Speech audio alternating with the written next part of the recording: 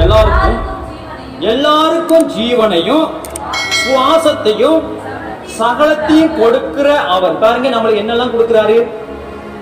ஜீவனை கொடுக்கிறார். நமக்கு உயிரை வச்சிருக்கிறார், உயிரோட இருக்கிற, நலமா இருக்கிற, அதோட என்ன பண்ற? சுவாசிக்கிற. நல்ல காத்த இழுத்து விட்டு அதை என்ன பண்ற? நல்லா சுவாசிக்கிற. சுவாசிச்சிட்ட பிறகு வாசிங்க, கொடுக்கிற அவர் தமக்கு.